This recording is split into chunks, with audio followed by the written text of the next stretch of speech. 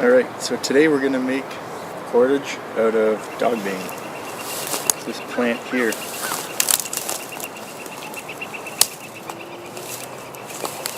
This is dogbane, and it's a native plant to North America and grows pretty much throughout North America. And as you can see, the fibers,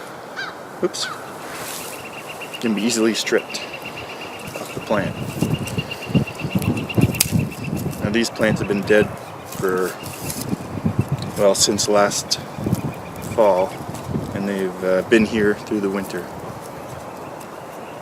and dried out, and we're just left with this dead plant and the seeds, which have fluff attached to them.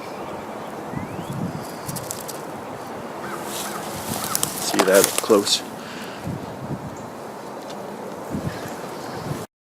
So we want to make a strong cordage because we may want to make a fire if we don't have matches, and we need a strong cordage for that if you want to use the bow and drill method. And that method requires a strong cord, or a strong string essentially, and this plant will provide it. String or strong cordage is actually fairly hard to come by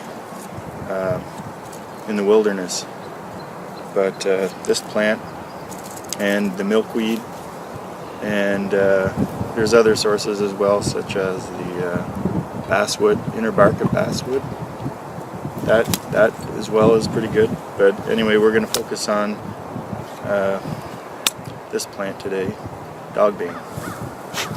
So to strip the fibers off, we're just going to break it, and they should just peel off.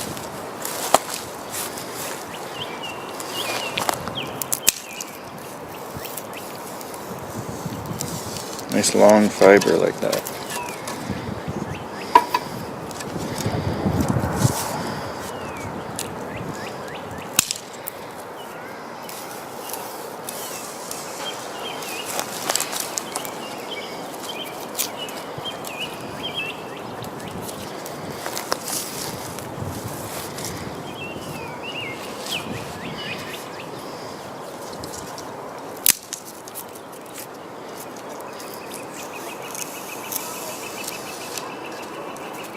I like to separate the long pieces from the short ones.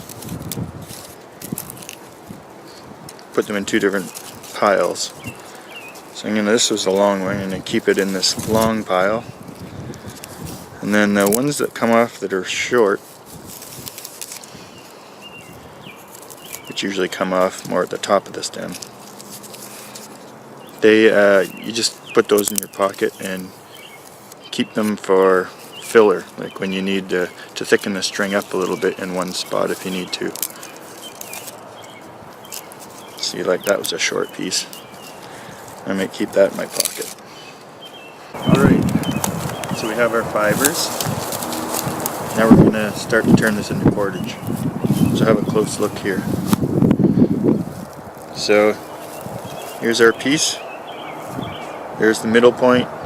We're going to start over here. Fold that in half. That's shorter than that.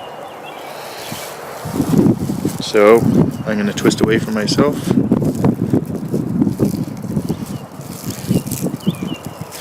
And give it a extra hard twist there so that it folds over on itself. And you have an eye. Turn it sideways. And I'm going to grab one of the front piece here and just start twisting away from myself again, but I'm going to bring it back over the other piece, and my finger is going to be underneath this other piece here. So I'm going to now grab this piece here and do the same thing, twist away from myself. And then when it's tight, I'm going to bring it over.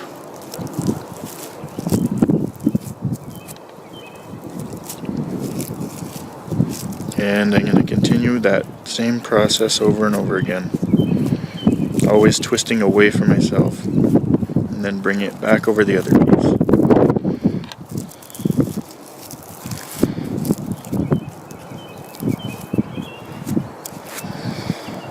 have the start of a nice piece of cordage. Fibers can be added to lengthen the cord to the desired length. In this case, the thickness of my new fibers was too thin to add, so I folded the thin end of the new fibers to make them a little thicker before I added them. Simply twist the new fibers into the end of the short strand. Keep twisting away from yourself. Avoid adding fibers to both strands at the same point in the rope. Otherwise, the cord will be pulled apart easily.